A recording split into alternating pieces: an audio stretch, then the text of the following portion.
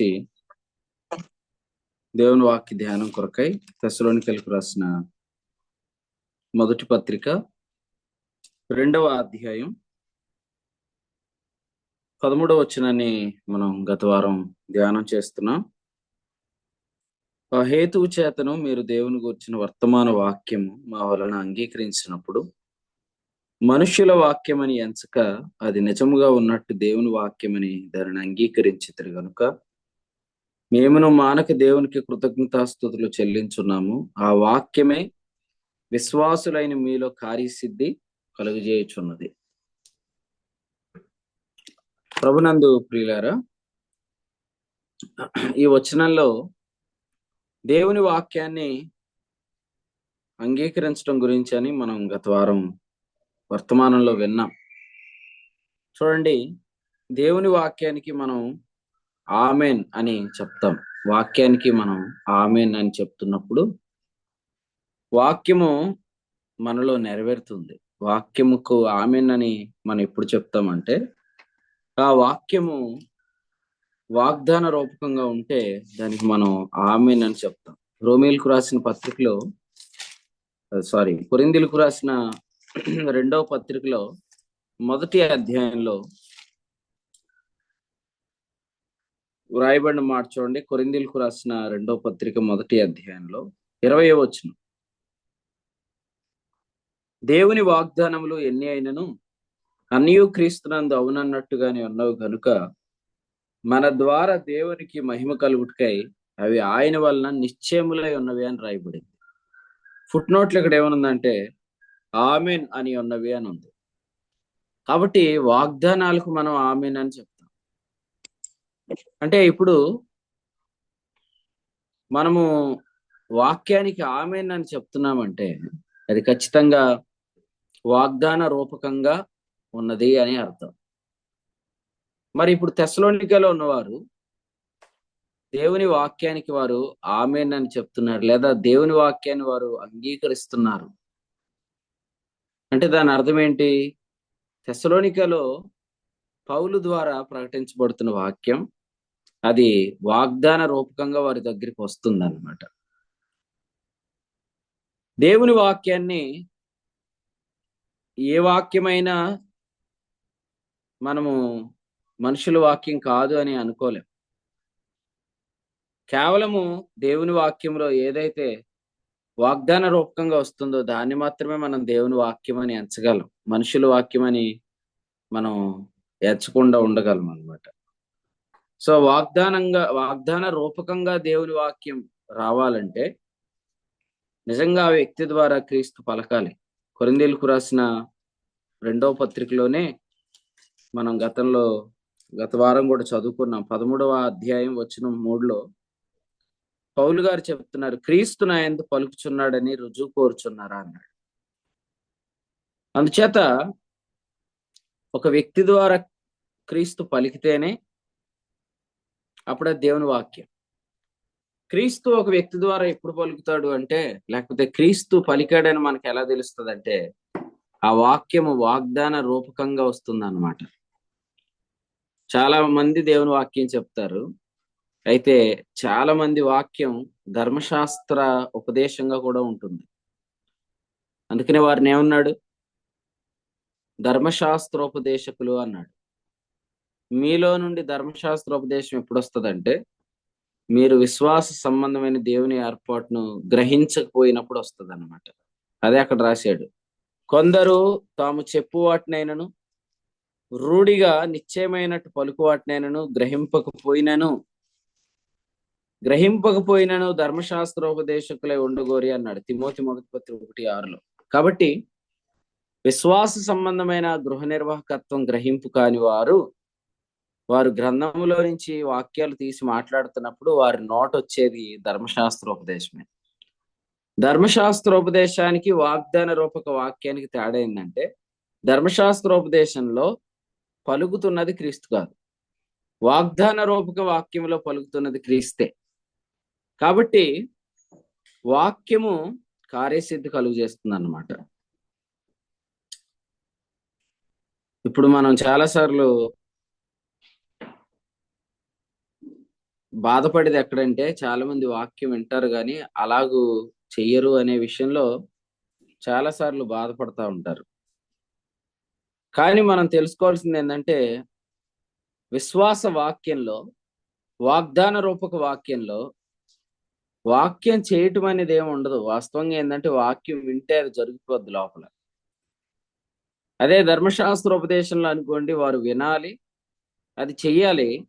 వారు వినాలి, వింటారు, కానీ చేయలేరు. మీరు రోమీయులకు రాసిన పత్రిక 2వ అధ్యాయంలో ఏమని రాశాడు? 13 ధర్మశాస్త్రము వినువారు దేవుని దృష్టికి నీతిమంతులు కారు అన్నాడు. అంటే అర్థం ఏంటి? ధర్మశాస్త్రములో ఉన్న 10 ఆజ్ఞలు వినేవారు నీతిమంతులు గారంటే వినటం వల్ల ధర్మశాస్త్ర సంబంధ క్రియలు ఏమి జరిగిపోవు. వినటం వల్ల జరుగుతాయా ధర్మశాస్త్ర సంబంధ క్రియలు? వినటం వల్ల జరగవు. ఏం చేయాలి ధర్మశాస్త్ర సంబంధ క్రియలను? వాటిని ఆచరించాలి. అందుకనే గలతీయులకు రాసిన పత్రికలు ఏం చెప్పాడు? 3వ అధ్యాయంలో ధర్మశాస్త్ర సంబంధ క్రియలను ఏం చేయాలంటే వాటిని ఆచరించాలన్నాడు. చూడండి వచనం 12. ధర్మశాస్త్రం విశ్వాస సంబంధమైంది కాదు అంటే అర్థం ఏంటి? అది వినటం వల్ల జరిగిపోయేది కాదు. ఇప్పుడు మీరు వాక్యం అంటున్నారు, శ్రద్ధగా వింటే నేను ప్రకటించేది ధర్మశాస్త్రోపదేశం కాదు కాబట్టి మీరు మళ్ళీ దీన్ని సపరేట్ గా మీరు చేయాల్సింది ఏమీ లేదు. ఈ వాక్యం మీలో జరుగుతుంది అన్నమాట. వాక్యం జరుగుతుంది అనేది యాక్టివ్ వాయిసా ప్యాసివ్ వాయిసా? యాక్టివ్ వాయిస్ అంటే నేను చేసేది అనమాట. ప్యాసివ్ వాయిస్ అంటే నాలో జరిగేది. విశ్వాస వాక్యం అనేది మీరు చేసేది కాదు. యాకోబు పత్రికలో ఏమన్నాడు? వాక్యం వినువారు మాత్రమే ఆ ప్రకారము చేయకపోతే అన్నాడు. కానీ వాస్తవంగా నెక్స్ట్ ఇంకా చదవాలి. అక్కడ చదివి ఆగిపోవద్దు, క్రిందకి చదవండి. అక్కడ ఏముంటదంటే స్వాతంత్రమునిచ్చు సంపూర్ణ నియమంలో తేరిచూచి నిలకడగా ఉండువాడెవడో వాడు వాక్యము వినువాడై ఉండి దాన్ని మరవడు, ఆ క్రియను చేస్తాడు, ధన్యుడవుతాడు. చెయ్యాలి అనలేదు, చేస్తాడు అన్నాడు అంతే. అంటే ఎందుకు చెప్పాడంటే ఆ వింటే ఆ ప్రకారం అది మనం చేయగలుగుతామని రాశాడు. ధర్మశాస్త్రోపదేశాన్ని మనం చేయాలి. అందుకనే ధర్మశాస్త్రం వినువారు నీతిమంతులు కాదు. విశ్వాస వాక్యం వింటే అది జరుగుతుంది. ఇప్పుడు చూడండి, పరిశుద్ధాత్మ ఎలా వచ్చాడు? అపోస్తుల కార్యాలు 10వ అధ్యాయం 44లో చదవండి ఒకసారి. అపోస్తులు 10:44. రైట్, అందరు వీడియోలు ఆన్ చేసుకోండి. నేను కూడా 3:30కి పడుకున్నాను, విజయవాడ వెళ్ళొచ్చాను. కాబట్టి మీరు కూడా తప్పకుండా వాక్యం వినటానికి ఆసక్తిగా వీడియోస్ ఆన్ చేసుకొని వాక్యం వినండి. తీసారా? తీస్తే చదవండి. అపోస్తులు 10:44. పేతురు ఈ ఈ మాటలు మాటలు ఇంకా ఇంకా చెప్పుచుండగా పేతురు ఈ మాటలు ఇంకా చెప్పుచుండగా సోదరులైన వారందరూ మీదకి పరిశుద్ధాత్మ దిగింది. ఎవరి మీదకి దిగాడన్నా? ఉన్నవారందరి మీద. వింటే దిగాడు, వాళ్ళు ఏం చేయలేదు. అందుకనే గలతీ 3వ అధ్యాయం 5లో అన్నాడు, క్రియల వల్ల పొందారా ఆత్మను, వినటం వల్ల పొందారా. ఇప్పుడు కూడా అంతే. ఎలా విన్నా, ఇప్పుడు చాలా మంది రక్షణకు వేరు కొనసాగింపుకు వేరు అని ఏదేదో మాట్లాడితే వాళ్ళని ఏమన్నాడంటే ఫూల్స్ అన్నాడు గలతీ 3:1లో. ఓ ఫూలిష్ గలేషన్స్ అని ఎందుకన్నాడు? మొదట ఆత్మానుసారంగా ఆరంభించారు, ఇప్పుడు శరీరానుసారంగా పరిపూర్ణులు అవుతున్నారు అన్నాడు.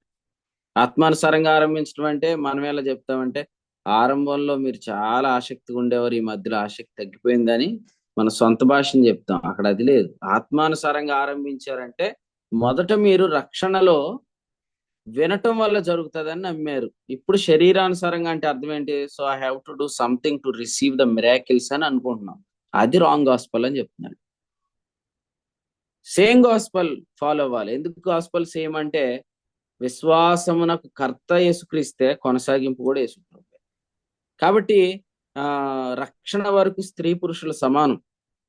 కానీ కొనసాగింపులో పురుషుడు పైన ఉంటాడు, స్త్రీ కింద ఉంటుందా అంటారు. వాళ్ళని ఏమన్నాడంటే, తెలుగులో చెప్తున్నాను, బాధపడకండి, ఎదవలారా అన్నాడు గలతీ 3:1లో. అది మరి కొంచెం తెలుగులో మాత్రం ఏం రాశాడు? అవివేకులు అని రాశాడు. ఇంగ్లీష్ లో అలా రాయలే. ఓ ఫూలిష్ గలేషియన్స్ అని రాశాడు. ఎందుకంటే ఈ బోధ నేను కూడా చేశాను, తెలియక చేశాను. ఎందుకంటే ఇక్కడ వాక్యంలో ఏముందంటే మొదట ఆత్మానుసారంగా ఆరంభించి ఇప్పుడు శరీరానుసారంగా అంటే, మొదట మీరు ఆత్మానుసారంగా అంటే ఏంటది? ఆత్మానుసారము అంటే ఏంటి? వినుట, నమ్ముట, ఒప్పుకొనుట అనే క్రమం. శరీరానుసారంగా అంటే శరీరంతో నెరవేర్చేది అంటే 10 ఆజ్ఞలు. మొదట లేనివన్నీ ఇప్పుడు వచ్చినాయి అంటే అర్థం ఏంటంటే, ఇప్పుడు కొనసాగింపులో రిలీజియస్టిక్ ఈ లేకపోతే ఈ మతతత్వాన్ని ఇన్క్లూడ్ చేయటం అన్నమాట. ఆ తత్వాన్ని ఇన్క్లూడ్ చేసిన వాళ్ళని అందరిని ఏమన్నాడంటే పౌలు, వారు అవివేకులు, వాళ్ళు భ్రమపెడుతున్నారు, వాళ్ళు అడ్డగిస్తున్నారు, వారు కలవరపరుస్తున్నారు, వాడు చచ్చిపోతే మంచిది అన్నాడు. మీరు అసలు పౌలు భాష విన్నారా? 5వ అధ్యాయంలో ఏమన్నాడు తెలుసా? 12వ వచనంలో అసలు ఆడు తన్ను తాను ఛేదించుకొనుట మేలు అన్నాడు. సంఘంలో అట్టివాడు తన్ను తాను చంపేసుకుంటే చచ్చిపోతే మంచిది అన్నాడు. మొదటి అధ్యాయంలో ఏమంటే తెలుసా? భిన్నమైన సువార్త తెచ్చిన వాడు శాపగ్రస్తుడవును గాక అన్నాడు.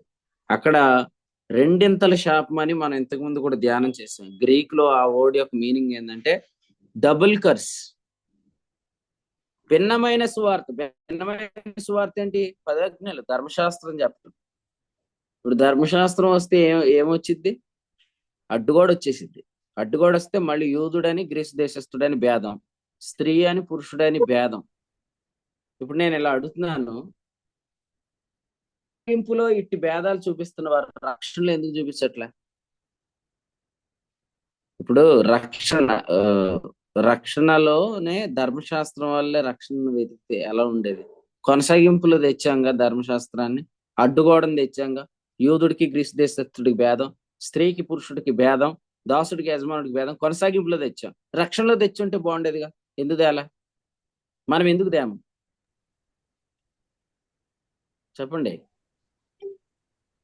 సరే మిమ్మల్ని ఎలా అడగనా? ఐగుప్తులోనే 10 ఆజ్ఞలు పట్టుకొని బయటికి రావచ్చుగా. బయటకు వచ్చిన తర్వాత 10 ఆజ్ఞలు పట్టుకొని కనాన్లోనికి వెళ్ళాలని ఎందుకు ప్రయత్నం చేశారు? అసలు ఆరంభమే శరీరానుసారంగా అంటే 10 ఆజ్ఞల ద్వారానే ఆరంభించవచ్చు కదా. పరిశుద్ధాత్మను కూడా 10 ఆజ్ఞల ద్వారా వెతకొచ్చు కదా. పరిశుద్ధాత్మను పొందాక అద్భుతాలను ఎందుకు 10 ఆజ్ఞల ద్వారా వెతుకుతున్నారు?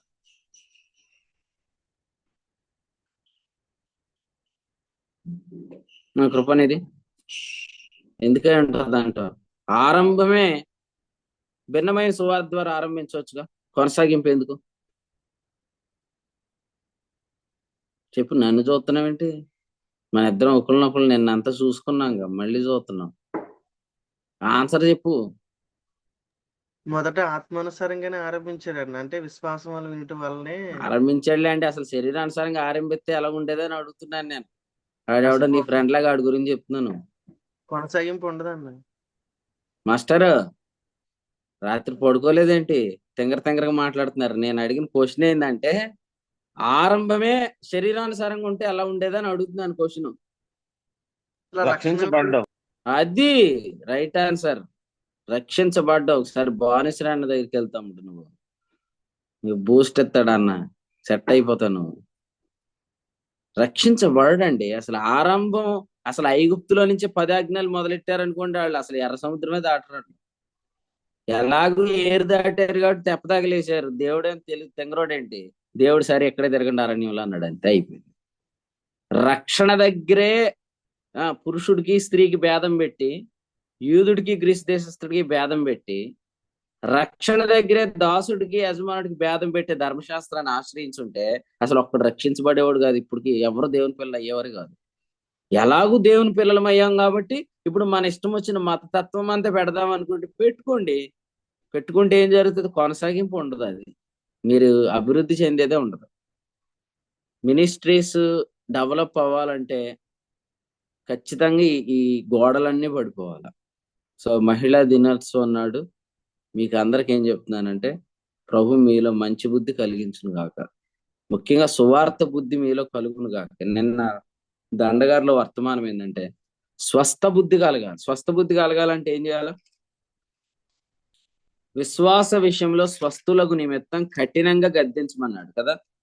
బూజుల కర్రతో మీరింటిలో బూజు దులిపేటప్పుడు దాన్ని బ్రష్ పామినట్టు పామరు కదా. ఎట్లాగూ దులుపుతారో అట్లా బూజులన్నీ వదిలిపోవాలంటే తీతు పత్రిక 1:14 ఏమన్నాడంటే, వారి మనుషుల కట్టడలు లక్ష్య పెట్టకూడదంటే, స్వస్థ బుద్ధి కలగాలంటే వారిని కఠినంగా గద్దించమని చెప్పాడు. సో కొంతమందికి ఎలా ఉంటదంటే, ఎందుకు ఈ టాపిక్ ని చాలా గట్టిగా చెప్తున్నాడు. నేను గట్టిగా అని చెప్తలేదు, పౌలే గట్టిగా అన్నాడు. ఏమన్నా అంటే వాడు చచ్చిపోతే మేలు అన్నాడు. మీరు అది చదవట్లేదేమో, మీరు చదువుకోండి. మీరు బావుగా పరిగెత్తుచుండ్రి, సత్యమునకు విధేయులవకుండా మిమ్మల్ని ఎవడు అడ్డగించాడు అన్నాడు. అంటే ఎప్పుడైతే ఒక రాంగ్ గాస్పల్ అనేది చర్చిలోనికి తీసుకొని వచ్చారో, ఆ సంఘంలోకి తెచ్చారు, వెంటనే అన్నాడు, ఎవర్రా మీ పరుగు ఆపింది అని అడిగాడు.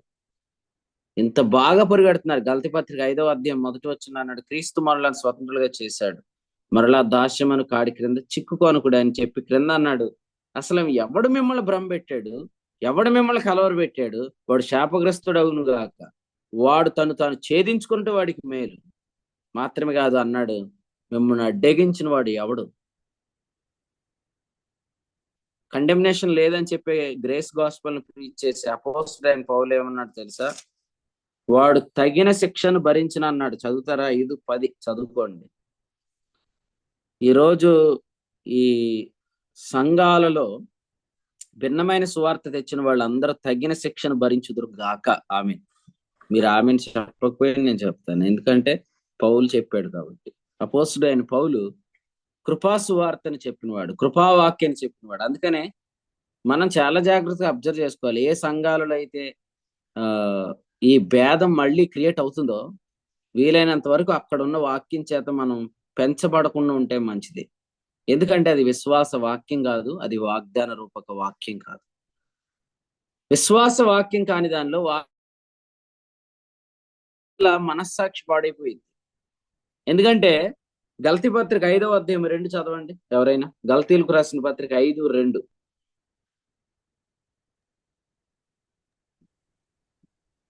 చూడుడి, అంతే. మన మెసేజ్ ఏంటి? మన మెసేజ్ ఏంటి? చూడుడి, అది మన మెసేజ్. కానీ మీరు రాంగ్ గాస్పల్ వింటే చెయ్యుడి అందులో పోతారు మీరు. చెయ్యుడి, so I have to do something, I have to complete something. ఇప్పుడు చెయ్యుడే అని మీతో ఎందుకు చెప్తాడండి? కూర్చున్న వాళ్ళతో ఎవరైనా చెయ్యుడే అంటారా? చూడే అంటారు అంతే. ఎఫెసీ 2:7 ఏమన్నాడు? క్రీస్తుతో కూడా లేపి పరలోకమందు కూర్చుండ బెట్టెను అన్నాడు. కూర్చుండి పెట్టింది ఎందుకు అన్నాడు? రాబో యుగములలో తన కృపా మహదైశ్వర్యమును కనపరుచు నిమిత్త, ఆయన కనపరుస్తాడు, నిన్ను చూడమన్నాడు. నువ్వు చూస్తే ఏం జరిగిద్ది అన్నాడు ఎఫెసీ 2:10. క్రీస్తు యేసునందు దేవుడు ముందుగా సిద్ధపరిచిన సత్క్రియలు చేస్తావన్నాడు. చేస్తావంటే అది చేస్తావంటే చెయ్యుడే అని కాదు, నువ్వు చూస్తుంటుండగా అది నీలో, నీ ద్వారా దేవుడు జరిగిస్తాడని అర్థం. కాబట్టి ఇక్కడ మనం వింటుంది వాగ్దాన వాక్యమా, ధర్మశాస్త్ర ఉపదేశమా? మనతో మాట్లాడుతుంది నిజంగా దేవుడేనా లేదా మనుషులా? అదే ఆలోచన చేసుకోవాలి. దేవుడే మాట్లాడితే వాగ్దాన వాక్యం వస్తుంది. అలా కాకుండా ఒకవేళ మనుషులే మాట్లాడితే మాత్రం వాగ్దాన వాక్యం రాదు, ధర్మశాస్త్ర ఉపదేశం వస్తుంది. ధర్మశాస్త్ర ఉపదేశం వస్తే ఏం చేయాలి? ఏం చేయాలనుకుంటాం? నేను చెయ్యాలనుకుంటా. నువ్వు ఎప్పుడైతే చెయ్యాలి అనే ఆలోచనలోకి వెళ్ళిపోతావో, అప్పుడు 5వ అధ్యాయం గలతీ పత్రిక 4లో ఉంది, నువ్వు గాడ్స్ ఫేవర్ లో నుంచి పడిపోతావు. మీలో ధర్మశాస్త్రం వల్ల నీతిమంతులుగా తీర్చబడి వారు ఎవరో, వారు క్రీస్తులో నుండి బొత్తిగా వేరు చేయబడి ఉన్నారు, కృపలో నుండి తొలగిపోయి ఉన్నారు. ఈరోజు కృపను దూరం చేసే ఆలోచన మీలో ఎవరిలో రాకూడదు. దేవుని కృప వేరే దూరం అయితే మీరు ఏం చేయలేరు. అంటే కృప మీకు కలగదు, కృప అంటే సహాయం మీకు కలగదు. అందుకనే మన ప్రధాన యాజకుడు ఏం చేస్తున్నాడు? మన తలంపులను, మన ఆలోచనలను 12వ వచనం చూడండి, హెబ్రీ పత్రిక 4:12 ఆయన శోధిస్తున్నాడు అన్నమాట. దేవుని వాక్యము సజీవమై బలము గలదే, రెండంచులు గల ఎటువంటి ఖడ్గం కంటెను వాడిగా ఉండి ప్రాణాత్మలను కేళ్లను మూలుగును విభజించినంత మట్టుకు దూర్చు హృదయం యొక్క తలంపులను ఆలోచన శోధిస్తున్నది. ఎందుకు శోధిస్తున్నాడు? If you are believing the wrong gospel, then you think that something I have to complete and then I will receive అనుకుంటున్నాం. అది రాంగ్. నీ ప్రతి ఆలోచన ఇదివరకు బాగానే ఆలోచించేవాడు, ఇప్పుడు వీడు కొంచెం అవివేకంగా ఆలోచిస్తున్నాడు. ఎందుకు అంటే సహవాసం మారింది అంతే. సహవాసం మారగానే ఏమైపోయింది? విన్న వాక్యం ధర్మశాస్త్రోపదేశం అయిపోయింది అనుకోండి, అప్పుడు మీ ఆలోచనల తలంపులు ఎలా మారిపోతాయి? మొదటి వచ్చిన ఇదే హెబ్రీ పత్రిక 4:1 చదవండి. విశ్రాంతిని గూర్చిన వాగ్దానం అన్నాడు. మీరు రెస్ట్ లో ఉండరు అనమాట. దాన్నే 3వ అధ్యాయం 19లో అన్నాడు అవిధేయత అన్నాడు. 4:11లో కూడా అన్నాడు అవిధేయత. మన థాట్స్ లో ఎక్కడ అవిధేయత ఉండకుండాను గాక. మన ఆలోచనలు ఎక్కడ అవిధేయత ఉండకుండాను గాక. ఎందుకంటే నువ్వు ఆ అవిధేయత అనేది నీలో లేకపోతే నీ ఆలోచనలో 4వ అధ్యాయం 16వ వచనం ఏముందంటే సమయోచితమైన సహాయం నీకు కలుగుతుంది. సమయోచితమైన సహాయం అంటే ఏ సమయానికి ఏ సహాయం కావాలో అది చెప్పండి. మీకు ఏ సమయానికి ఏ సహాయం కావాలి అంటే అర్థమైందంటే క్రీస్తు యేసునందు ఆయన తన మహిమైశ్వర్యం చొప్పున మీ ప్రతి అవసరం తీరుస్తాడని అర్థం. సో ప్రభు మీ సహాయం తీర్చాలంటే మీరు ఏం చేయాలంటే మీ ఆలోచనలు మీ తలంపుల్లో ఎక్కడ అవిధేయత ఉండకూడదు. అవిధేయత అంటే ఏంటి? ఇది చేస్తాను, అది కంప్లీట్ చేసేస్తే దేవుడు నా పట్ల కృప చూపిస్తాడు, లేకపోతే దేవుడు నన్ను అంగీకరిస్తాడు అంటే తమ్ముడు ఆల్రెడీ నువ్వు అంగీకరించబడ్డా. నువ్వు చేస్తే దేవుని దృష్టికి అంగీకరించబడటం కాదు, ఆల్రెడీ నువ్వు కూర్చోబెట్టబడ్డావు. కాబట్టి ఆ విషయంలో ప్రభు నీకు సహాయం చేయాలంటే నీ తలంపుల్లో నీ ఆలోచనలో ఎక్కడా కూడా అవిధేయత ఉండకూడదు. అంటే అవిధేయత వస్తుందా రాదా? వస్తుంది. మీరు తప్పుడు వాక్యాలు వింటూ వచ్చేస్తుంది, మీ ఆలోచనలు మారిపోతాయి. చూడండి, మనం ఎంత చక్కగా వాక్యం చెప్పిన తర్వాత కొంతమంది సహవాసం మానేశాక వాళ్ళు మళ్ళీ మనం ఆ బ్రదర్ ఎందుకు రావట్లేదు, సిస్టర్ ఎందుకు రావట్లేదు అని ఎందుకు అంటాం? ఎందుకంటే వాళ్ళు ఇప్పుడు వేరే వాక్యాలు వింటున్నట్టుగా మనకి స్టేటస్ లో కానీ లేకపోతే వేరే బోధ వింటున్నట్టుగా వాళ్ళని గురించి కానీ మనకు అనిపించిందని మనం బాధపడతాం. ఎందుకు బాధపడతాం అంటే మళ్ళీ రేపు వాళ్ళు మనల్ని క్వశ్చన్ అడుగుతారు. అలా కాదన్నా, ఇప్పుడు అద్భుతాలు చేయాలంటే ఇప్పుడు మనం ఏం చేయకపోతే ఎలా చేసేస్తాడని వాళ్ళు క్వశ్చన్ అడుగుతారు. అప్పుడు అనిపిస్తుంది నిన్ను కలవర పెట్టినోడు ఎవడో వాడు తను ఛేదించుకొనుట మేలు. బాగుగా పరిగెత్తావు, ఆత్మానుసారంగా ఆరంభించావు, ఇప్పుడు ఎందుకు శరీరానుసారంగా పరిపూర్ణ అవుతున్నావు? నిన్ను అడ్డగించిన వాడు ఎవడో వాడు తగిన శిక్షను భరించును అనే పదాలు అప్పుడే వస్తాయి.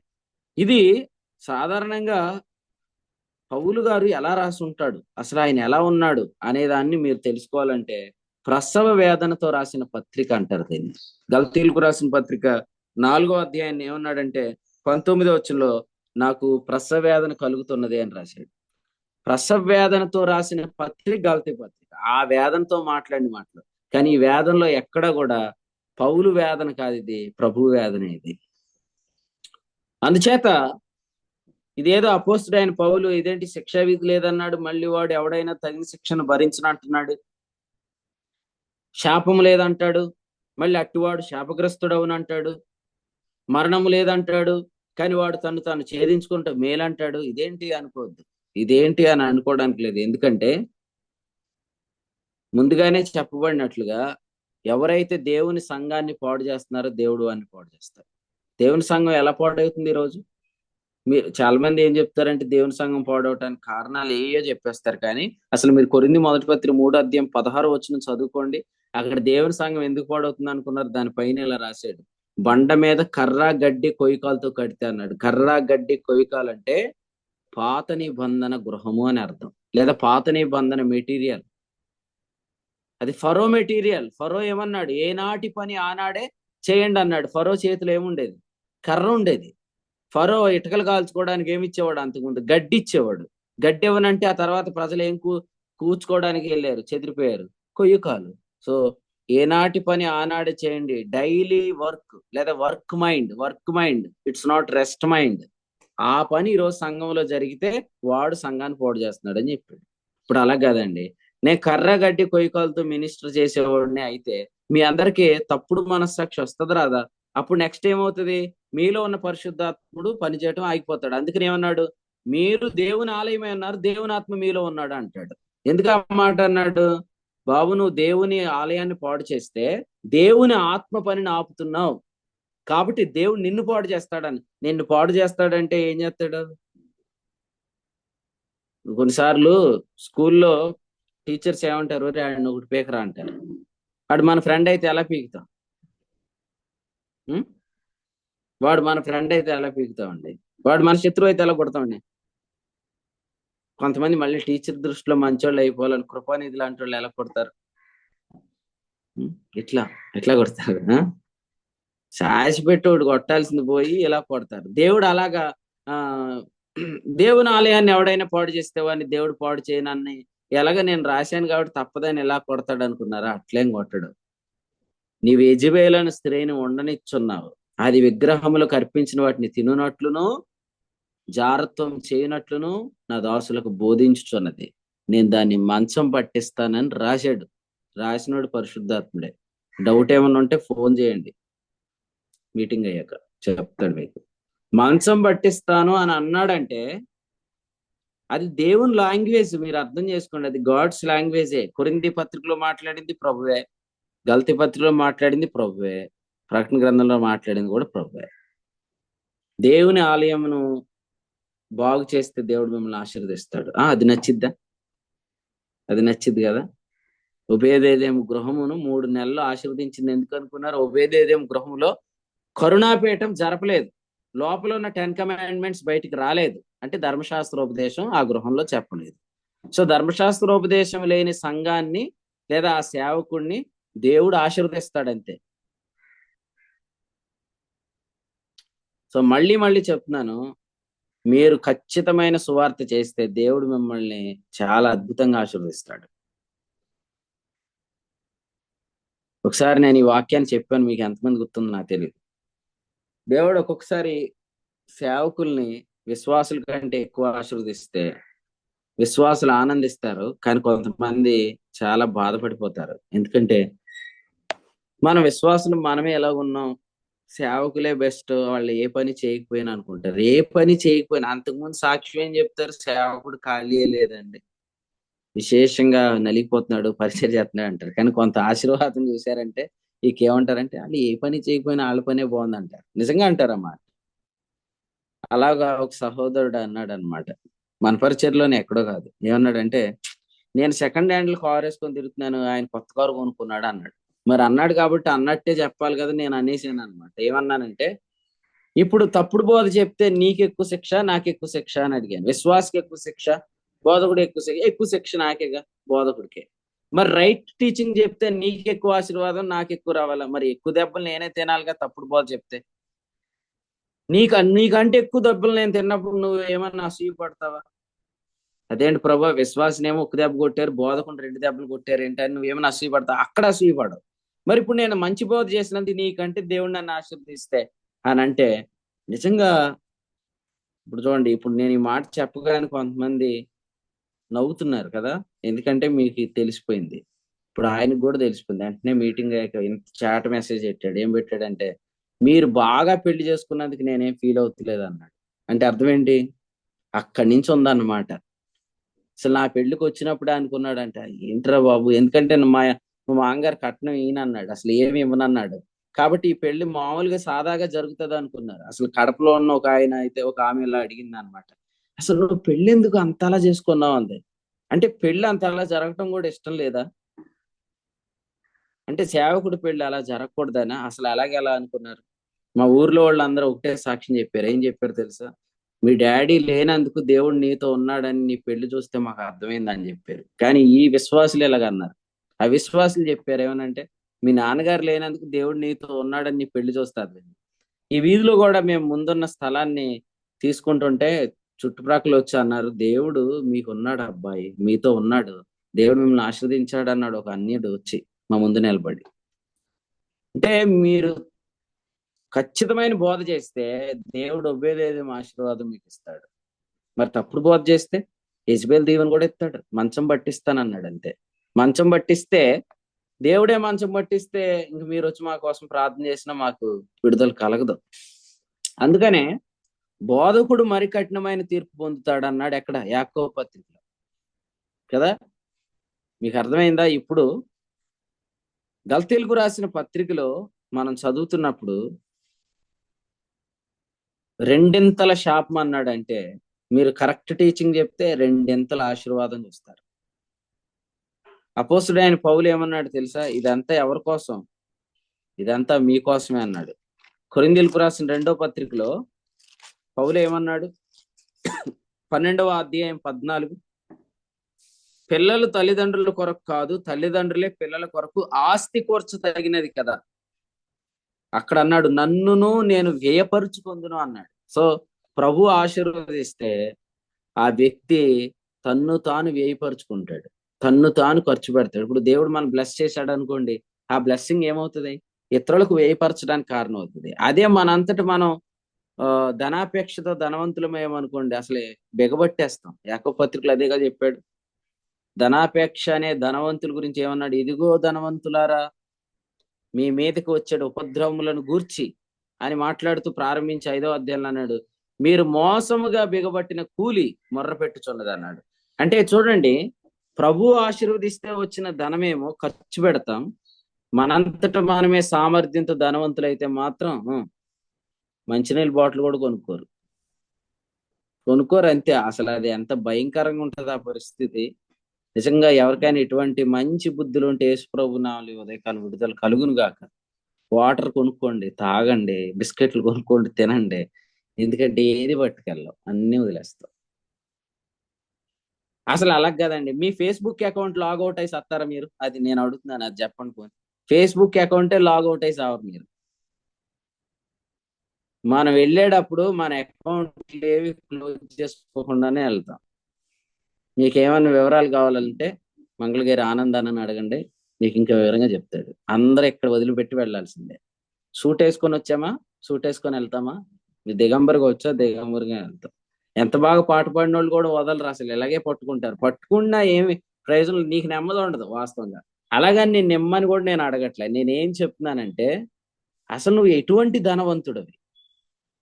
అపోస్తుడైన పౌలును దేవుడు ఎంత బ్లెస్ చేశాడంటే, ఆయన ఎంత ఆశీర్వదించబడ్డాడంటే, ఆయన తనకు కలిగినదంతా బహు సంతోషముగా వ్యయపరుస్తున్నాడు అని ఉంది. మీరు 15 చదవండి, 12-15. బహు సంతోషం. కొంతమంది ఇచ్చిన తర్వాత బాధపడిపోతారు.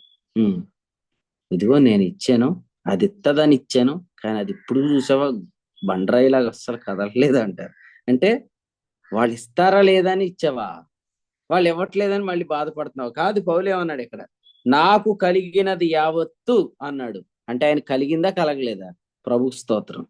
దేవుడు యథార్థంగా పరిచర్య చేసే వాళ్ళని దేవుడు బ్లెస్ చేస్తాడు. కానీ అది వారు ప్రభు కొరకు ఖర్చు పెడతారు. ఖర్చు పెడితే అయిపోదు. ఎందుకంటే ఇప్పుడు తొట్టిలో పిండి అవ్వదు, బుడ్డిలో నూనె అవ్వదు. అంటే రొట్టెలు చేసుకోకుండా అవ్వదన్నారని అలా కూర్చుంటే అలాగే రొట్టెలు చేసుకుని తిను, పిండి వస్తుంది అంతే. నూనె వాడు, నూనె వస్తుంది అంతే. అలా వస్తుంది అంతే. నువ్వు ఖర్చు పెట్టాలి, అది వస్తుంది అంతే. అన్నా నేను నమ్మలేకపోతున్నాను అంటే అర్థం ఏంటంటే, ఆశీర్వాదం నీకు కలగాలని నేను ప్రార్థన చేస్తున్నాను. నిజంగా ఆశీర్వాదం కలిగితే తప్ప ఎవరు ఖర్చు పెట్టలేరు. బహు సంతోషముగా వ్యయపరుస్తున్నాను. మాత్రమే కాదు, ఏమన్నాడంటే 15వ వచనంలో, నేను మిమ్మును ఎంత ఎక్కువగా ప్రేమించున్నానో అన్నాడు. ప్రేమ అనేది ఏంటి చెప్పండి? గలతీ 5:22 ఫలం కదా. సో ఖర్చు పెట్టుడు అనేది కూడా ఫలం. మీరు దాన్ని ఆమేన్ అని చెప్పుకోండి అంతే. అది నిజంగా దేవుని వాక్యం మీలో కార్యసిద్ధి అయిపోయింది. ప్రేమ అనేది ఫలం అయితే ఖర్చు పెట్టడం కూడా ఫలమే. అసలు నాలో ఖర్చు పెట్టడం అనే దాని విషయంలో మాత్రం అన్నా ఇప్పటికీ నాకు గ్రేస్ కలగలేదన్న అంటే, ఇది ఈ ఉదయం నీకు కలుగుతుంది చూసుకో. అలాగా నీ ఖర్చు పెట్టడం నీలో కలిగితే విచ్చలవిడిగా ఖర్చు పెట్టడం. ఎందుకంటే ఆత్మ ఫలంలోనే ఏముంది? లాస్ట్ ఏంటి? ఆశా నిగ్రహం. పౌలరాజు అన్న ఉన్నాడు అనుకోండి, అసలే పౌలరాజు అన్నలాగా ఉండాలనిపిస్తుంది నాకు. ఎందుకంటే ఆయన డబ్బులు ఎక్కడ కూడా దాచిపెట్టడం, ఖర్చు పెడతాడు. అయితే విచ్చలవిడిగా ఖర్చు పెడతాడు, అది విషయం. సో ఖర్చు పెట్టడానికి కాదు, ఖర్చు పెడతాడు. అసలు ఇందాక ప్రార్థన చేస్తాడు, మా పాలన్నీ ఏం ప్రార్థన చేస్తాడంటే, యోబులాగా జీవించాలని ప్రతిరోజు మీరు మాతో మాట్లాడుతున్నారు అన్నాడు. ప్రార్థన కావాలి, ఎవరైనా రికార్డ్ చేశారే? మా పౌలన్నీ ఫోన్ చేసి చెప్పండి, యోబులాగా జీవించాలని ఎప్పుడు చెప్పా? అసలు యోబు వేరు, మనం వేరు అని చెప్తున్నాం. ఎందుకంటే పౌలరాజానికి సతీష్ అని ప్రార్థన ఇచ్చి మంచి పని చేశాడు. ఎందుకంటే ఇంతకుముందు ఎంతో మందిని పిలుతున్నాడు. నేను అనుకుంటున్నాను ఉదయకాలం, సతీష్ అన్న ఆనంద్ గారు ప్రార్థన చేయండి అంటున్నాడు. అంటే ఆనందాన్ని చేశాడులే, అంతకుముందు ఇంకా 2-3 పేర్లు పిలుస్తున్నాడు, ఎవరు పలకట్లేదు. నేను అనుకున్నాను, ఈ రోజు నేను కూడా పలకకుండా ఉంటే సతీష్ అన్న ఏం చేస్తాడో అనుకున్నాను. ఆఖరికి చీటి ఎవరొక ఒళ్ళో పడింది, అది తిరిగి తిరిగి తిరిగి మా యోన ఒళ్ళో పడింది. ఆ యోన ఏమో ఎత్తి అందరిని సముద్రంలో పడేసి యోబును ఒక్కడిని వేసుకొని ఓడేసుకొని వెళ్ళిపోయాడు. కాబట్టి మీరు తెలుసుకోండి ఏంటంటే, పోలరాజు గారు ఖర్చు పెడతాడు, కానీ ప్రతి బజ్జీ కొట్టు దగ్గర ఆపేస్తాడు. కాబట్టి పోలరాజు లాగా ఖర్చు పెట్టాలని మీరు అనుకోవద్దు. మొన్న మా తమ్ముడు అడుగుతున్నాడు అన్నమాట, మృత్యుంజయ పోలరాజు అని రావట్లేదన్నా. నేను అడిగాను, ఎరా బజ్జీలు తినాలని ఉందారా నీకు అని అడిగా. అంటే ఆయన వస్తే తెస్తాడు, మెల్కి సెదకన్నా మాట. నూనె ద్రాక్షరసం రొట్టె తెచ్చినట్టు మిర్చి పొట్లాలు అట్టుకొని వస్తాడు ఎప్పుడు వచ్చినా. నేను రత్నజన్న, నువ్వేం తెస్తున్నావు అన్న మాకు, నువ్వేమన్నా తెస్తే బాగుండు. ఇదిగో ఇక్కడ రాశాడు చూడండి, ఏమన్నా అంటే బహు సంతోషంగా వ్యయపరుస్తానన్నాడు. వ్యయపరచడం అంటే ఏంటంటే అది ఆత్మల కొరకు అన్నాడు. అంటే క్షేమాభివృద్ధి కొరకు ఖర్చు పెట్టడమే తప్ప విచ్చలవేడిగా కూడా కాదు. అందుకని ఇదిగో చూసావా, నీ గురించి చెప్తున్నాడు అన్ని వాక్యస్తు, నువ్వు ఖర్చు పెట్టు, నేను ఖర్చు పెడతాను బాగా అని అనుకోకండి. ఇక్కడ రెండు పని చేస్తాయి. ఒకటి, ఆత్మఫలములో మొదటిది ప్రేమ కదా, రెండు లాస్ట్ది అంటే ఆశా నిగ్రహం. అవసరమైన వాటికి మనం ఖర్చు పెట్టాలి, అనవసరమైన వాటికి మనం ఖర్చు పెట్టాల్సిన అవసరం ఖచ్చితంగా లేదు. ఇప్పుడు నాకంటే మీరు మంచి బట్టలు వేసుకున్నారనుకోండి, నీకంటే బాగా వేసుకోవాలని శోధన నాకు రాకూడదు. ఎందుకంటే నేను ఇలా అనుకుంటాను, మీరు అంత ఖరీదైన బట్టలు వేసుకుంటే తప్ప అందంగా కనపడరు. నేను ఆల్రెడీ అందంగా ఉన్నాను, అంత ఖరీదైన బట్టలు అవసరం లేదనుకోండి, అంతే. సో అది వాక్యంలో అదే చెప్పాడు, సుందరములైన అవయవములకు ఎక్కువ సౌందర్యం అక్కర్లేదన్నాడు. ఎలాగ బాగా చెప్పానని నలిగిపోయిన బట్టలు వేసుకొని రాకండి, ఎందుకంటే మళ్ళీ అందులో మీ పిసినితనం కనపడుతుంది. కాబట్టి గిఫ్ట్ యాక్టివేట్ అవ్వాలి. నేను అనేది అదే. ఇప్పుడు మీరు ఇక్కడ రెండింటిని సమర్థించుకోవద్దు. పురుషులు పెత్తనం కోసం అంటే కోపాన్ని హైలైట్ చేసుకుంటారంట, స్త్రీలు పెత్తనం కోసం అంటే నేనెందుకు కూర్చోవాలా, నేను చెప్తా నేను అంటారంట. ఇద్దరిని ఏమన్నాడంటే, మీ ఇద్దరు కూడా అలా ప్రవర్తించుకుంది అన్నాడు. కాబట్టి ఓ ప్రక్క ఖర్చు పెట్టడాన్ని విచ్చలవిడిగా యాక్టివేట్ చేయదు ఇది, అలాగని బిగబట్టడాన్ని ఇది పిసినితనంగా యాక్టివేట్ చేయదు. ఇది హోలీ స్పిరిట్ గిఫ్ట్. కాబట్టి మీరు చూడండి, దేవుడు సరి అయిన వాక్యం చెప్పే వాళ్ళని చాలా ఎక్కువగా ఆశీర్వదిస్తాడు. అయితే వాళ్ళు ఆశీర్వాదంగా ఉంటారన్నమాట. అపోస్తుడైన పౌలులో మనం అదే చూస్తాం. అసలు పౌలు ఎలా ఖర్చు పెడతాడు అనే దానికి మీకు చిన్న ఎగ్జాంపుల్ చెప్తాను. కొరింథీయులకు రాసిన 2వ పత్రికలో 11వ అధ్యాయంలో ఆయన ఖర్చు పెట్టే విధానం ఎలా ఉంటదంటే, 8వ వచనంలో ఏం చెప్పాడంటే, మీకు పరిచర్య చేయుటకై నేను ఇతర సంఘముల వలన జీతం పుచ్చుకొని, అంటే వేరే చోట పరిచర్య చేస్తే ఆయనకు వచ్చిన కవర్స్ ని ఆయన కొన్ని చోట్ల వాడాడు తప్ప, వీళ్ళు నాకు కానుకేం పెట్టట్లేదని చెప్పి వాళ్ళకి ఏమి వాక్యం చెప్పకుండా వాళ్ళ దగ్గర పరిచర్య చేయకుండా లేడు. అక్కడ పొందిన కానుక ఇక్కడ ఉపయోగించాడు.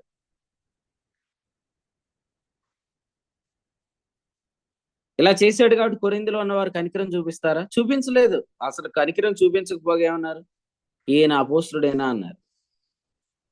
ఈయన అపోస్తుడేనా అన్నారు.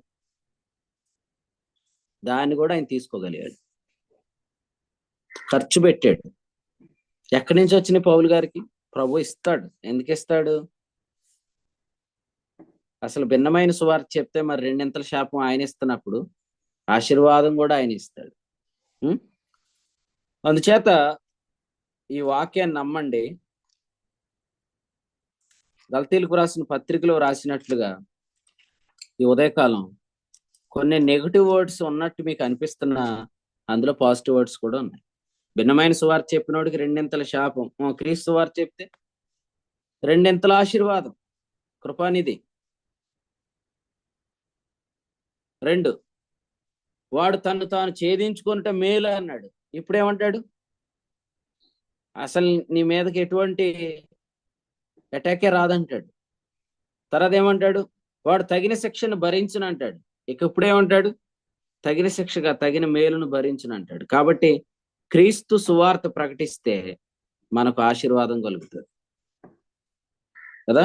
అందుచేత మీరేమి ఎవరి మీద అసూయ పడకండి. కారణం ఏంటంటే, క్రీస్తు సువార్త ప్రకటించినప్పుడు దేవుడు వారిని ఆశీర్వదిస్తాడు. మీకు కూడా ఈ ఆశీర్వాదం కావాలంటే, మీకు కూడా ఈ సత్యం తెలుసు కాబట్టి మీరు కూడా ప్రకటన చేయండి, దేవుడు మిమ్మల్ని ఆశీర్వదిస్తాడు. కాబట్టి క్రీస్తు నిజంగా పౌలు యందు పలుకుతున్నాడా? ఎస్. అది దేవుని వాక్యమేనా? ఎస్. ఆ వాక్యం కార్యసిద్ధి కలిగిస్తుందా? అవును, కార్యసిద్ధి కలిగిస్తుంది. కృపానిధి అని పిలిచాను, పలకలేదు.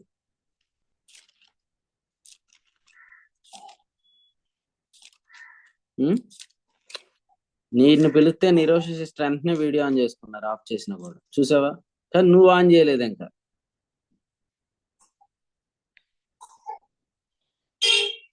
అది మరి మాదిరిగల సహోదరులు, మన సహోదరులు. ఇప్పుడు చెప్పండి, 2 రకాల వాక్యం వింటున్నాం. ఒకటి ధర్మశాస్త్ర ఉపదేశం, రెండవది వాగ్దాన రూపక వాక్యం. ధర్మశాస్త్ర ఉపదేశానికి వాగ్దాన రూపక వాక్యానికి తేడా ఏంటంటే, ధర్మశాస్త్రోపదేశం వినటమే కాదు, ఏం చేయాలా? చెయ్యాల. వాగ్దాన రూపక వాక్యం వింటే చాలు, విన్నవారందరి మీదకి ఏమొస్తుంది? విన్నవారందరి మీదకి ఏమొస్తుంది? దేవుని ఆత్మ ఎలా వచ్చాడో అలాగే అద్భుతాలు కూడా వస్తాయి. అంటే అది ఒక వర్షం వలె కురుస్తుంది అనమాట. అందుకని ఎబ్రీ పత్రిక 6వ అధ్యాయంలో ఏం రాశాడంటే, తరచుగా కురియు వర్షము అన్నాడు. తరచుగా కురియు వర్షం. సో దేవుని ప్రజల మీదకి దేవుని యొక్క మేలులు వర్షం వలె రావాలి. అలా రావాలంటే మనం వాగ్దాన వాక్యాలు వారికి అందించాలన్నమాట. సో అపోస్తుడైన పౌలు మాట్లాడుతున్నప్పుడు వాగ్దాన రూపక వాక్యాలు ఆయన మాట్లాడాడు. అందుకనే అవి నిజముగా ఉన్నాయి, అది దేవుని వాక్యం కనుక ఆ వాక్యమే విశ్వాసులైన వారిలో కార్యసిద్ధి కలుగు చేసింది అనేది ఈ ఉదయకాలం మనం వింటున్నాం అనమాట. ఇక ఫైనల్ గా కార్యసిద్ధి జరిగేటప్పుడు ఏం జరుగుతుంది? కొలసీలకు రాసిన పత్రిక 1:29 చూడండి. కార్యసిద్ధి కలిగినప్పుడు ఏం జరుగుతుందంటే, ఆయన క్రియాశక్తి అన్నాడు. ఆయన క్రియాశక్తి, కార్యసిద్ధి క్రియాశక్తి, కార్యసిద్ధి క్రియాశక్తి. అంటే కార్యసిద్ధి అనే దానిలో క్రియాశక్తి ఎవరిది? కార్యసిద్ధిలో క్రియాశక్తి ఎవరిది? ఆయనది. అదనమాట. కార్యసిద్ధిలో క్రియాశక్తి ఎవరిదంటే ఆయనది అన్నమాట. అందుచేత ఒకవేళ మనదనుకోండి, అదే వాక్యం ధర్మశాస్త్ర ఉపదేశం, కార్యసిద్ధి కలగదు. కార్యసిద్ధి ఎందుకు కలగదు అంటే, ధర్మశాస్త్ర ఉపదేశం వల్ల ఎవడు జీవించలేడు. ఎందుకంటే ధర్మశాస్త్ర ఉపదేశం వల్ల జీవిస్తే ధర్మశాస్త్రం వల్ల ఏమవుతాడు? నీతిమంతుడు అవుతాడు. ఆ పక్షమందు క్రీస్తు చనిపోయింది, నిష్ప్రయోజన కాడు. ధర్మశాస్త్ర ఉపదేశాలు ఎన్ని విన్నా వాటి ప్రకారం ఎవరు జీవించలేరు. నువ్వు పరిశుద్ధంగా ఉండాలంటే 7 మెట్లు అన్నాడంటే చాలు, దాన్ని క్లోజ్ చేయండి అంతే. పరిశుద్ధంగా ఉంటే 7 మెట్లు అయితే పరిశుద్ధుడు అవడానికి ఎన్ని మెట్లు? 7 మెట్లేగా. పరిశుద్ధుడు అవడానికి ఎందుకు 7 మెట్లు కాలేదు? యేసు ప్రభు నమ్మగానే పరిశుద్ధుడు అయినప్పుడు పరిశుద్ధత కూడా అదే ప్రకారం కలగాలిగా. 7 మెట్లు అన్నాడంటే అసలు మనం పుస్తకం తెగ్గొనేస్తాం అనమాట. మనం కొనేటమే కాదు, ఇదిగో 7 మెట్ల పుస్తకం కొనుక్కున్నాను పరిశుద్ధంగా ఉంటానికి. నువ్వు కూడా కొనుక్కుంటావా? నేను ఒకటి ఆర్డర్ ఇచ్చేనా, తర్వాత ఇద్దులే డబ్బులు అన్నావు అంటే నువ్వు తెచ్చుకున్న శాపం, వాళ్ళకు కూడా కొని తెచ్చే శాపం. రోమపత్రిక 6:22 చదవండి. పరిశుద్ధత అనేది ఫలం అన్నాడు. It's not effort, it's fruit అన్నాడు. కాబట్టి పరిశుద్ధంగా ఉండుట అనేది ఫలం. పరిశుద్ధంగా ఇప్పుడు ఇలా చేస్తే మీరు ఇంకెప్పుడు ఆ తప్పు చేయరు అని ఉందనుకోండి, మీరు అలా చూడకండి అంతే. ఇలా చేస్తే మీరు ఆ తప్పు ఎప్పుడు చూడరంటే మళ్ళీ మీరు దాని వైపు అలా చూడకండి. ఎందుకంటే ఇలా చేస్తే అలా చేయరు, అలా చేస్తే ఇలా చేయరు, ఇలా ఉంటే అలా చేయరు, అట్లా ఏం లేదు వాక్యం. ఆయన క్రియాశక్తి పని చేయాలంటే వాగ్దాన వాక్యం. అసలు మనం వినేది వాగ్దాన వాక్యం ఏమంటే చాలు. ఇప్పుడు మీలో ఎంతమంది పరిశుద్ధంగా ఉండగలుగుతున్నారు? ఇంతకు ముందు మీద మీలో ఎంతమంది రహస్య పాపాలు జయించారు? కారణం ఏంటి? ఇంతకు ముందు మీద బాగా ఎక్కువ ట్రై చేస్తున్నారా? ఆశీష్, మోర్ ఎఫర్ట్ కాదండి, వాక్యం మారింది అంతే. ఇంతకు ముందు మనం విన్న వాక్యం ధర్మశాస్త్ర ఉపదేశం, ఇప్పుడు వింటుంది విశ్వాస వాక్యం, వాగ్దాన వాక్యం, ప్రమాణపూర్వక వాక్యం మనం వింటున్నాం. కాబట్టి ఆ వాక్యం వింటుండగానే పరిశుద్ధత అనే ఫలం వర్షం వల్లే మన మీద కుమ్మరించబడుతుంది అంతే. మన పని ఏమన్నాడు? పనికత్తెలను వెంబడించి వారు కోయు చేయి కనిపెట్టి పరిగేరుకోవటం. మన పని ఏరుకోవటం, మన పని కోసుకోవటం, మన పని విత్తటం కాదు. విత్తింది ఎవరు? ఒకడు. కోసుకుంటుంది ఎవరు? మరి ఒకడు విత్తింది ఎవరు? యేసుక్రీస్తు. కోసుకుంటుంది ఎవరు? మనం వచ్చిన కాలం పేరేంటి? కోతకాలం. ఇప్పుడు కోతకాలం రాకపోతే రూత్ వస్తుందా? మనం అందరం రూత్ అన్ని జాతి స్త్రీ. మనం వచ్చామంటే ఆల్రెడీ హార్వెస్ట్ టైం స్టార్ట్ అయినాయని. హార్వెస్ట్ టైమ్స్ లో విత్తేవాళ్ళగా ఓవరాక్షన్ చేయొద్దు. మీరెవరు విత్తుతున్న వారు కాదు, కోస్తున్న వారు. విత్తింది యేసు ప్రభు. కష్టపడిన వాడు ఒకడు, కష్టఫలంలో ప్రవేశిస్తున్న వాడు ఒకడు. సాధారణంగా ఈ వాక్యం పట్టుకొని మనం ఊళ్ళో మామిడికాయల సీజన్ వస్తుందని విత్తువాడు ఒకడు, కోయివాడు ఒకడు అని ఆడెవడో వేసిన మామిడికాయ కాయలన్నీ అట్టుకొచ్చేస్తున్నాం అనుకోండి, చెట్టుకు కట్టేస్తారు. అందుకని ఏమన్నాడు అంటే, బైబిల్లో ఉందండి ఈ వాక్యం, విత్తువాడు ఒకడు కోయివాడు ఒకడు. నేను వాక్యంలో ఉన్నది కాబట్టి నేను వచ్చి కోసుకుంటున్నానని అంటే ఏమంటాడు? ఒరే బాబు, బైబిల్ మళ్ళీ తెరిచదు, యోహాను సువార్త 4:37 చదువు. విత్తువాడొకడు కోయివాడొకడు అను మాట ఈ విషయంలో సత్యం అన్నాడు. అంటే కేవలం మన సెంటెన్స్ లోనే సత్యం, బయట సెంటెన్స్ లో సత్యం కాదు అది. ఆశిష్ అంతేనా? ఆదిలాబాద్లో విత్తువాడొకడు కోయివాడొకడు అని న్యాయం ఉందా? కేవలం క్రీస్తులో ఉంది. విత్తువాడొకడు కోయివాడొకడు. జాను, కీబోర్డు వాయించిన వాళ్ళు పేమెంట్ ఎవరు ఇవ్వాలి? ఎవరు తీసుకోవాలా? కీబోర్డు వాయించిన వాళ్ళు తీసుకోవాలా? తబలిస్ట్ పేమెంట్ ఎవరు తబలిస్టే తీసుకోవాలా? అంతేగాని నువ్వు తబలా కొడితే కీబోర్డ్ వాళ్ళు పేమెంట్ నువ్వు తీసుకోవటానికి ఎవరు కదా. అంటే ఇద్దరికి వేరు అని కాదు, కానీ ఉదాహరణ చెప్తున్నాను. ఎవరి పేమెంట్ వాళ్ళు తీసుకుంటారు. కానీ ఇక్కడ చూడు, క్రీస్తు కష్టపడ్డాడు. ఆ బోయాజు విత్తిన దానిలోనికి రూతు పరిగెరుకోవటానికి వచ్చింది. ఎవరో సీరియస్ గా రూత్ అమ్మని చూసి, ఏమో ఇప్పుడు వచ్చావు నువ్వు, అసలు విత్తినప్పుడు ఎంత కష్టమో తెలిసి అప్పుడు ఎందుకు రాలేదంటే, అప్పుడు నేను రావటానికి లేదు. యేసు ప్రభు చనిపోయినప్పుడు మనందరికీ కూడా ఆయనతో పాటు ఆయన మీద పడినవన్నీ తీసుకోవడానికి లేదు. ఎప్పుడైతే యేసు ప్రభుని అంగీకరించామో మనం ఆయనతో పాటు శ్రమ పడిన. కానీ మీరు క్రీస్తుతో చనిపోయిన లెక్కలోకి వచ్చేసారు. మీ మీద కొరడాతో కొట్టారా ఈ మీద, అయినా మీరు క్రీస్తుతో పాటు శ్రమ పడిన లెక్కలోకి వచ్చేసారు. ఇప్పుడు ఆయనతో శ్రమ పడ్డారు, ఆయనతోటి వారసులు. ఇంకా గట్టిగా ఎవరన్నా రూతమ్మని గట్టిగా సీరియస్ అయిపోయి, అసలు నీకు ఎంత ధైర్యము, కొత్త కాలంలో వస్తావంటే 2 అధ్యాయాలు ఆగు, నేను వానర్ అవుతాను, నీ పని చెప్తానంటది. అది 2వ అధ్యాయాలు గట్టిగా వాగితే ఏమంటది, ఇంకా 2 చాప్టర్లు ఆగు, తర్వాత నేను ఎవరిని అనుకున్నారు, బోయాజు భార్యని, ఆ తర్వాత నేనే ఓనర్ అవుతాను, నీకు అసలు ఏమేమని అంటది. కాబట్టి మీరు వినండి, మనం ఎంత ధన్యులం అంటే మన పురుషుడు కష్టపడ్డాడు, ఆ కష్టఫలంలో ప్రవేశిస్తున్నాం. కానీ మన ఓవరాక్షన్ ఎలా ఉంటదంటే, ఈ రోజు మనమే ఏదో దున్నేసి, మనమే ఏదో విత్తనం వేసేసి, మనమే ఏదో చేసేస్తున్నట్టు ఉంటుంది. నిజంగా మనం అది చేస్తున్నామా? విత్తువాడు కోయువాడు ఇద్దరు సంతోషిస్తారంటే ఎప్పుడు? మనం కోసుకుంటే, విత్తితే కాదు. నువ్వు విత్తితే ఏమవుతాడు ఆయన? కోతకాలంలో దున్నటానికి ట్రాక్టర్ వేసుకెళ్తారండి? కోతకాలంలో నేల దున్నే ట్రాక్టర్ వేసుకెళ్తారా? ఏమి తీసుకెళ్ళాలి? కోయటానికి వాడే పరికరాలు పట్టుకెళ్ళాలి. ఇప్పుడు మనం రాంగ్ టూల్స్ పట్టుకెళ్తున్నాం అనుకోండి, అర్థం ఏంటి? We are not believing the gospel అన్నమాట. మనం సువార్తను సరిగ్గా నమ్మట్లేదు. అవి పట్టుకొని వస్తే ప్రభు ఏడుస్తాడు. ఎందుకంటే ఊరి నేను విత్తేవని నువ్వు నమ్మట్లేదని. రత్నజన్న సిస్టర్ గారు వండిన తర్వాత, ప్లేట్లో పెట్టిన తర్వాత, మీరు గిన్నెలో బియ్యం వేసుకొని వచ్చి కడుక్కుంటే ఏమంటది సిస్టర్? మా ఆయన ఎంత మంచోడండి అంటదా? వండేసి ప్లేట్లో పెడితే ఏం చేయాలండి? మీరందరూ ఏదో చేస్తున్నారండి, అలా చూస్తున్నారు. తినాలంతే. నువ్వు తింటే ఆనందిస్తారు. ఎవరు ఆనందిస్తారు? కష్టపడిన వాళ్ళు ఆనందిస్తారు. మీరు కష్టఫలంలో ప్రవేశించినప్పుడు, కోసేటప్పుడు విత్తువాడు సంతోషిస్తాడని రాశాడు. అలా కాకుండా మీరు చక్కగా, అమ్మా నువ్వు ఎంత కష్టపడుతున్నావు, నేను ఏది చేయకపోతే ఎలా ఉంటదిరా అని మీరు అన్నం ప్లేట్ ముందెట్టుకొని బియ్యం కడిగేస్తున్నారు అనుకోండి, మళ్ళీ వచ్చిన ఎత్తి మీద గట్టిగా ఒకటి ఎత్తారనమాట. ఎప్పటి నుంచి ఎలాంటిది తిక్కంత వచ్చింది నీకు, ఎవరితో స్నేహం చేసావని అడుగుతారు. నేను కూడా అది అడుగుతున్నా, పిచ్చి పిచ్చి సహవాసాలు చేయకండి, పిచ్చి పిచ్చి వాక్యాలు వినకండి. ఎందుకంటే ప్రభు చేసి ముగించిన వాటి కోసం కూడా మీరు ఇంకేదో చేయాలని, ఇంకా ఏదో మిగిలిందని అనుకుంటున్నారు. ఇంకేది మిగలలేదు, కోసుకోవటమే మిగిలింది. కాబట్టి ఆత్మ ద్వారా మనం ఇప్పుడు ఏం చేయాలంటే, నిత్య జీవార్థమైన ఫలాన్ని ఏం చేయమన్నాడు? ఏం చెయ్యమన్నాడు? యోహాను సువార్త 4వ అధ్యాయం 36వ వచనం. విత్తువాడును కోయివాడును కూడా సంతోషించినట్లు కోయివాడు జీతం పుచ్చుకొని నిత్య జీవార్థమైన ఫలం సమకూర్చుకోమన్నాడు. ఇదే కాలం, కోతకాలం. సో మనం చేయాల్సిన పని ఏంది? సమకూర్చుకోవాలి. అసలు మీకు తెలుసా ఆయన ఏమేమి విత్తాడు మీకు తెలియదు ఇంకా. అది తెలిస్తే మీరు ఆ చేనులోనికి కూడా వెళ్ళి అవి కూడా కోసుకొని వచ్చుకుంటారు.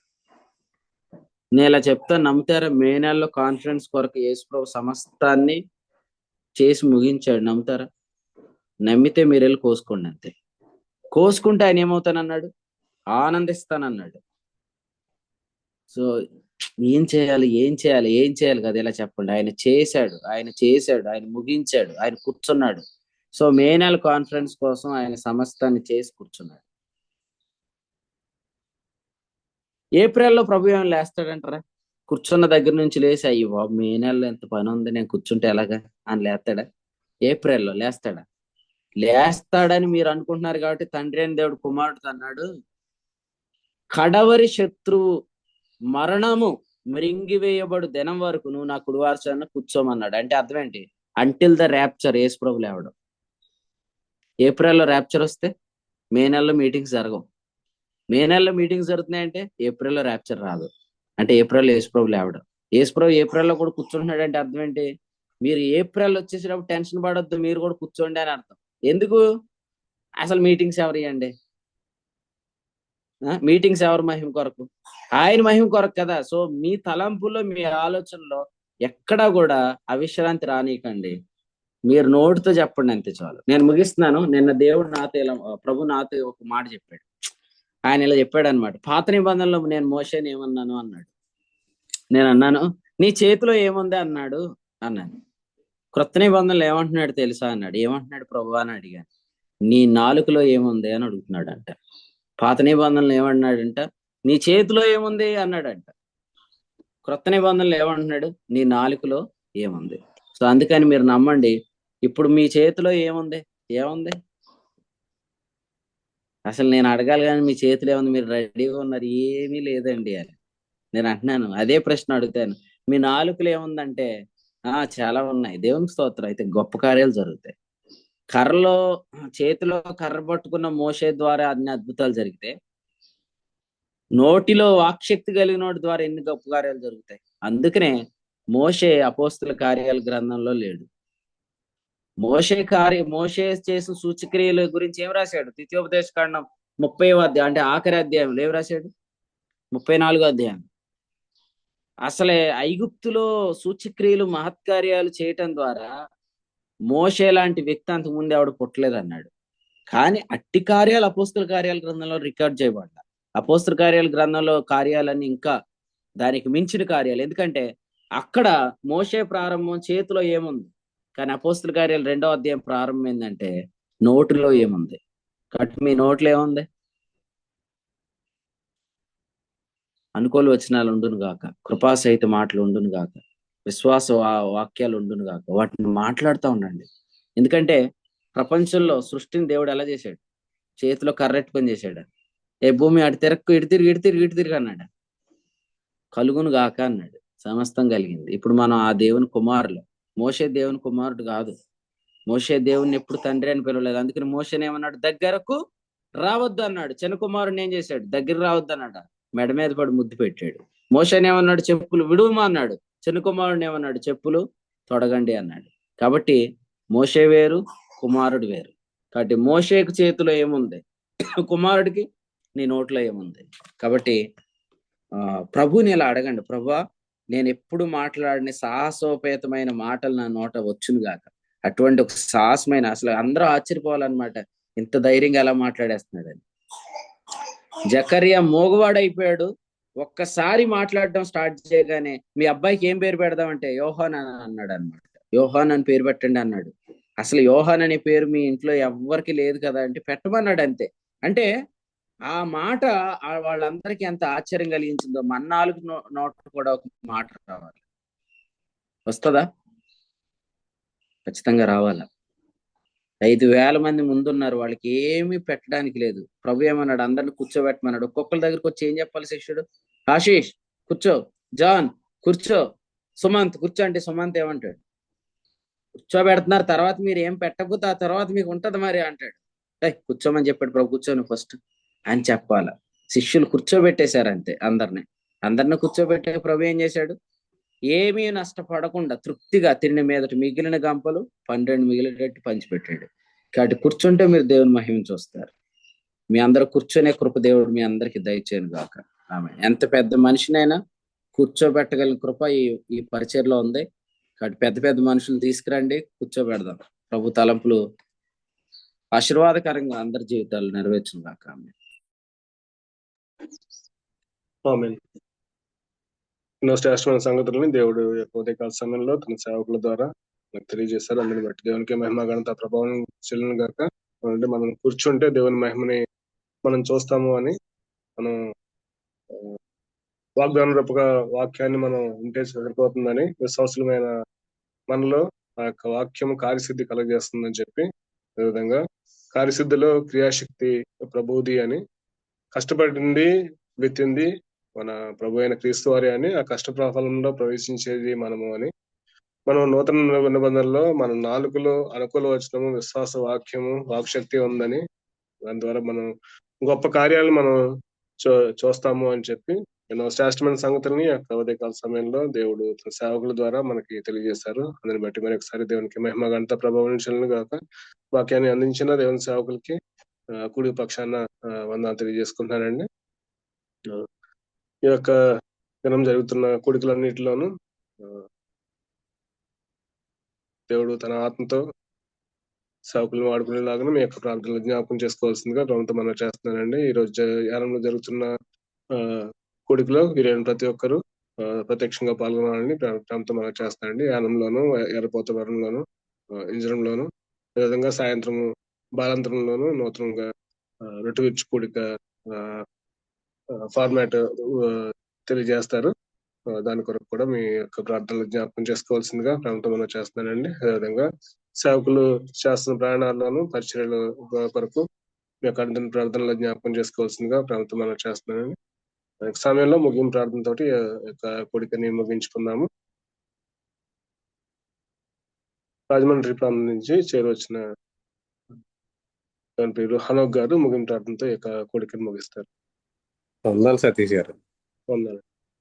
ప్రార్థన చేసుకుందాం. దయగలిగిన తండ్రి మీకు వందనాలు, స్తోత్రాలు తండ్రి. ఈ యొక్క ఉదయకాలం మందు మీ దాసులు నిలబెట్టుకుని తండ్రి మాకు ఈ దినానికి కావాల్సినటువంటి శ్రేష్టమైన తలంపులు ఇచ్చారు. మీకు వందనాలు, స్తోత్రాలు తండ్రి. నాయన ఆ రోజున ఇశ్రాయేలు ప్రజలు మేము చేస్తామని అడిగి పొందుకున్నటువంటి ధర్మశాస్త్రం ద్వారా తండ్రి తమ స్వశక్తితో వారు నాయన దేవుని చెప్పిందంతా మేము చేస్తామని స్వశక్తిని నాయన స్వనీతిని వారు పూనుకున్నప్పుడు తండ్రి ధర్మశాస్త్ర ఉపదేశం ద్వారా కలుగుతున్నటువంటి నాయన ధర్మశాస్త్రం భిన్నమైన సువార్త నాయన మాకు ప్రవేశించినప్పుడు కలిగే నష్టాన్ని ఒక ఉదయకాలం మందు నాయన మీరు స్పష్టంగా మాట్లాడారు. అయితే క్రీస్తు మా ప్రభు అయినటువంటి యేసుక్రీస్తు వారు శిలువలో విత్తి తండ్రి నాయన ఆయన మాకు అనుగ్రహించినటువంటి ఈ యొక్క నాయన సువార్తను బట్టి మీకు వందనాలు, స్తోత్రాలు తండ్రి. ఆ క్రీస్తు సువార్త ద్వారా నాయన వెలువడుతున్నటువంటి నాయన విశ్వాస వాక్యాన్ని బట్టి వందనాలు, స్తోత్రాలు. విశ్వాస వాక్యం తండ్రి విన్నప్పుడు తండ్రి నేను మేము ఆమెనని చెప్పినప్పుడు ఆ విశ్వాస వాక్యం తండ్రి మాలో కార్యసిద్ధి కలిగిస్తుందని నాయన మా ప్రభు విత్తిందని నాయన మేము నాయన ఆమెనని పలుకుడు ద్వారా తండ్రి నాయన మేము శిలువలో విత్తిందని మేము సంపాదించుకుంటున్నాం తండ్రి. ఆయన కష్టపడ్డాడు, ఆ కష్టఫలాన్ని తండ్రి మేము నాయన ఈ రోజున మేము కోసుకుంటున్నాం తండ్రి. విషయాలు నాయన స్పష్టంగా మీరు మాట్లాడారు తండ్రి, మీకు వందనాలు. నాయన మేము చేసే నిబంధనలు ఏమో చూడుడి అనే నిబంధనలో ఉన్నాం తండ్రి. నాయన మీరు చేసింది మేము చూసినప్పుడు మా ప్రభువుని ఎప్పుడైతే తండ్రి నాయన సిలువ వేయబడినటువంటి క్రీస్తుగా తండ్రి ఎక్కడైతే నాయన ఏ సంఘంలో అయితే ఏ పరిచర్లు అయితే బోధించబడుతుందో తండ్రి అక్కడ తండ్రి నాయన విశ్వాస వాక్యం వెలువడుతుందని తండ్రి నాయన అక్కడ వాగ్దాన రూప వాక్యం వెలువడుతుందని ఆ వాగ్దానం వెలువడినటువంటి వాగ్దాన రూప వాక్యానికి ఆమె నుంచి చెప్పినప్పుడు తండ్రి నాయన అప్పుడు తండ్రి నాయన మీ యొక్క ఆత్మ ద్వారా తండ్రి నాయన మాకు వాగ్దానం చేయబడినటువంటి సమస్తాన్ని తండ్రి ఆశీర్వాదాన్ని తండ్రి నాయన కార్యసిద్ధి రూపంలో మీరు నాయన మీ క్రియాశక్తి ద్వారా మీరు జరిగిస్తారని తండ్రి నాయన మీరు తెలియజేసిన సంగతులకే వందనాలు, స్తోత్రాలు తండ్రి. నాయన మా నోటిలో తండ్రి నాయన నిత్య జీవార్థమైనటువంటి ఫలాన్ని మేము సమకూర్చుకోవాలంటే మా నోట్లో ఎప్పుడూ అనుకూల వచనమే కృపాసహితమైనటువంటి మాటలే ఉండాలని తండ్రి మీరు తెలియజేశారు. అందుని బట్టి వందనాలు, స్తోత్రాలు తండ్రి. నాయన మీరు మమ్మల్ని ఈ యొక్క విశ్వాస సంబంధమైన దేవుని ఏర్పాటులోకి తండ్రి నాయన దైవశక్తితో నిర్వహించబడే పరిచర్లు మమ్మల్ని ఉంచారు తండ్రి, మీకు వందనాలు. దేవుడు అనగా తండ్రి తన శక్తిని నాయన మానయంలో వినియోగించి ఆయన మహిమ పొందాలని తండ్రి నాయన ఆయన యొక్క అనాది సంకల్పం చెప్పునే తండ్రి నాయన యేసుక్రీస్తు ప్రభువారిని శిలువలో అర్పించారు. దాన్ని ఎరగక తండ్రి నాయన దేవుని వద్దకు చేరుకోవాలని మానవుల ప్రయత్నం అంతా కూడా తండ్రి తమ స్వశక్తితో దేవుని సమీపించాలని, దేవుని యొద్ద నుంచి ఏదో ప్రయోజనం పొందుకోవాలని నాయన ప్రారంభం నుంచి తండ్రి మానవులు ప్రయత్నిస్తూనే ఉన్నారు. అయితే మీ ఉద్దేశం అది కాదు, మీ చిత్తం అది కాదు ప్రభువా. నాయన మీ చిత్తము విశ్వాసం ద్వారా రక్షణార్థం తండ్రి నాయన, అది విశ్వాసం ద్వారా మానవులు రక్షించబడాలనేదే మీ ఉద్దేశం తండ్రి. కాబట్టి దానికి సంబంధించిన వెలంతా మీరు సిలువలో చెల్లించారు నాయన. ఈరోజు అది ఎరగక తండ్రి తన స్వశక్తితో దేవుని వద్దకు చేరాలని, నీతిమంతులుగా తీర్చబడాలని మానవుల ప్రయత్నం తండ్రి నాయన, సాతాను నాయన తన కుయుక్తి చేతనైనా అనేక మందిని మోసపరుస్తూ తండ్రి నాయన క్రియల రూపంలోకి తండ్రి నాయన ఇంకా వారు తమ స్వశక్తితో ఏదో సంపాదించాలని ప్రయత్నంలోనే తండ్రి నాయన విశ్వాసం ద్వారా నీతిమంతులుగా తీర్చబడినటువంటి విశ్వాసులను కూడా నాయన భ్రమపరిచి ఆత్మ మోసపరుస్తూ తండ్రి చూచి నాయన వాగ్దాన రూప వాక్యం పొందుకొని వారి జీవితాల్లో మేలులు పొందవలసినటువంటి విశ్వాసిని భ్రమపరుస్తూ తండ్రి నాయన వారు స్వశక్తితో సంపాదించుకోవాలని నాయన ప్రయత్నాలు చేస్తూ ఉండగా తండ్రి అటువంటి నాయన ప్రయత్నాలన్నిటినీ నాయన మీరు నాయన పడగొట్టి ప్రభు ఈ యొక్క విశ్వాస వాక్యం విస్తరిస్తూ తండ్రి అనేక మందిలో నాయన కార్యసిద్ధి కలిగిస్తున్నారు. అందుని బట్టి వందనాలు, స్తోత్రాలు. అటువంటి ఉన్నతమైన పరిచర్యలో మీరు మమ్మల్ని ఉంచి తండ్రి ప్రతినిత్యము తండ్రి నేను వాగ్దాన రూపం వాక్యం ఈ పరిచర్లో వెల్లడిపరుస్తూ ఆమెను పలుకుతూ తండ్రి మా జీవితాల్లో తండ్రి అనేకమైనటువంటి మేలులు నాయన మీ యొక్క క్రియాశక్తి ద్వారా మేము పొందుకోవడానికి మీరు అనుగ్రహిస్తున్న కృపకాయ వందనాలు, స్తోత్రాలు తెలియజేస్తూ మీ దాసుడికి ఇచ్చినటువంటి నాయన ఆత్మ నడిపింపును బట్టి నాయన విశ్వాస వాక్యాన్ని బట్టి మీకు కృతజ్ఞత తెలియజేస్తూ కొడుకు నడిపించిన నాయన ప్రియులను బట్టి అలాగే ఇప్పటివరకు నిలిచి వాక్యం ఉన్న ప్రియులకు కూడా వందనాలు, స్తోత్రాలు తెలియజేస్తూ అలాగే తండ్రి ఈ రోజు ఎర్రపోతవరంలో అలాగే బాలాంతంలో జరిగే పరిచర్లు కూడా మీ కృపతోడుగా ఉంచండి. అలాగే ఉదయకాలం ఇప్పుడు 7 గంటలకు ప్రారంభించబడే లింక్ ప్రేయర్లో కూడా తండ్రి నేను మీ యొక్క సహాయాన్ని అనుగ్రహించి ప్రభు జరుగుతున్న ప్రతి పరిచర్లో మీ కృపతోడుగా ఉంచమని మీ దాసుడికి ఇచ్చినటువంటి మరొక నూతనమైన సంవత్సరం అనే దయా కిరీటంలో తండ్రి ఇంకా శ్రేష్టంగా నేను దాసుని వాడుకొని తండ్రి అనేక ప్రాంతాల్లో ఈ యొక్క విశ్వాస వాక్యాన్ని తండ్రి నేను ప్రమాణపూర్వక వాక్యాన్ని ప్రకటింప చేసే భాగ్యాన్ని ఇంకా ప్రసాదించమని కోరుచు సమస్త మహిమ ఘనత ప్రభావాలు మీకే చెల్లిస్తూ యేసుక్రీస్తు ప్రభు వారి పేట స్తుతులు చెల్లించి ప్రార్థించి కూడికను ముగిస్తున్నాం పరమ తండ్రి. ఆమేన్. వందనాలండి. వందనాలండి. ముగింపు ప్రార్థన చేసిన హనోక్ గారికి ఇప్పుడు పక్షాన వందనాలండి. ఇప్పుడు నిలిచి వాక్యాన్ని శ్రద్ధగా విన్న పిల్లలందరికీ వందనాలండి. అందరూ ఒకరికొకరికి వందనాలు తెలియజేసుకుని ఇప్పుడు సెలవు తీసుకుంటాం. అందరికీ వందనాలు. అందరికీ వందనాలండి. అందరికీ వందనాలండి. అందరికీ వందనాలండి. అందరికీ వందనాలండి. అందరికీ వందనాలండి. అందరికీ వందనాలండి. అందరికీ వందనాలండి. అందరికీ వందనాలండి. అందరికీ వందనాలండి. అందరికీ వందనాలండి. అందరికీ వందనాలండి. అందరికీ వందనాలు. అందరికీ వందనాలండి. అందరికీ వందనాలండి.